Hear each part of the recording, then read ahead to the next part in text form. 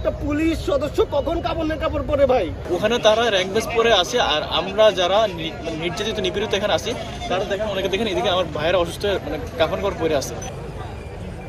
এমনটাই বলছিলেন পুলিশের 40তম ব্যাচের অব্যাহতিপ্রাপ্ত শিক্ষানবিশ উপপরিদর্শক নয়ন। 11 মাস 18 দিন ট্রেনিং করেছেন নয়ন। স্বপ্ন ছিল র্যাঙ্ক ব্যাচ পরে বাবা মায়ের সামনে যেয়ে দাঁড়াবেন, কিন্তু সেই স্বপ্ন আর পূরণ হলো না নয়নের। তার দাবি, কোনো অপরাধ না করেও রাস্তায় হতাশায় পার করছে দিন। আমরা একইভাবে একই মানদণ্ডে আমরা উত্তীর্ণ হয়ে আমরা 7টা ট্রেনিং করতে গেছি, সবার জন্য সেম ট্রেনিং, সবাই সেম ওয়েতে 11টা নকআউট স্টেপ পার করার পর 7টা গেছি। 4 ধাপে 321 জনকে যে ডিসচার্জ করা হয়েছে, আমরা তো এখানে চলে আসছি, আমরা আমাদের অনিশ্চিত জীবন আমরা রাস্তায় বসে গেছি আমার অনুসারে। কিন্তু অন্যদিকে আমাদের যারা বন্ধু বান্ধব 7টা এখনও আছেন, তাদের আগামীকালকে পাসিং প্যারা, তারা দেখতেছে ফেসবুকে ছবি দিচ্ছে, তাদের কাঁধে 4টা র্যাঙ্ক বেচ, 2 কাঁধে 4টা।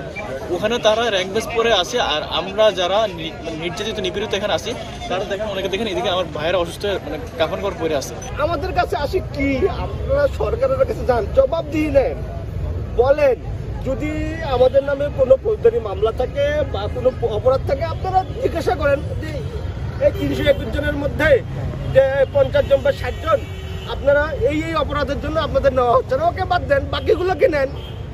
মানে ভাই, যা করবেন ওপেন করেন ভাই।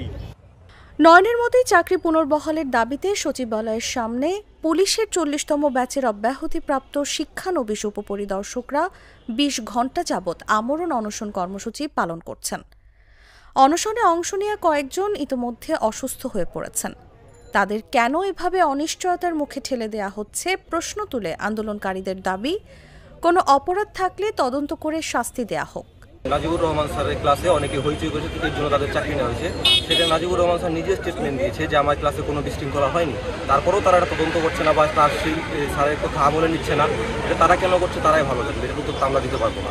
আমাদের মধ্যে অনেকেই এখন অসুস্থ হয়ে গেছে, এই যে দেখলেই বুঝতে পারবেন ওনারা আসলে মানবেতরভাবে শুয়ে আছে। তা আমাদের আর কোনো রাস্তা কর্তৃপক্ষ আমাদের কাছে খোলা রাখে।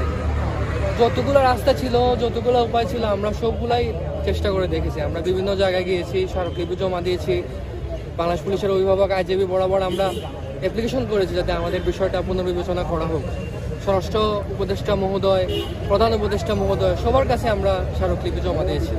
এবং এই স্বরাষ্ট্র সচিব মহোদয়, যিনি আমাদেরকে গত 6 জানুয়ারি আমাদেরকে আশ্বস্ত করেছিলেন আমাদের অবস্থান কর্মসূচির প্রেক্ষিতে যে আমাদের বিষয়টি ওনারা পুনর্বিবেচনা করবেন, একটি ইতিবাচক সিদ্ধান্ত আসবে, কিন্তু গতকালকে আমরা ঠিক ভিন্ন সুর ওনার মুখ থেকে শুনতে পাই এবং আমরা আসলে খুবই মর্মাহত। আমরা কখনো ভাবি নাই যে 14 মাস ট্রেনিং করার পর এই সারদার মাঠে আমাদের রক্ত পানি করার পরে আমাদেরকে এই রাস্তায় এসে ভিক্ষুকের মতো বসে থাকতে হবে।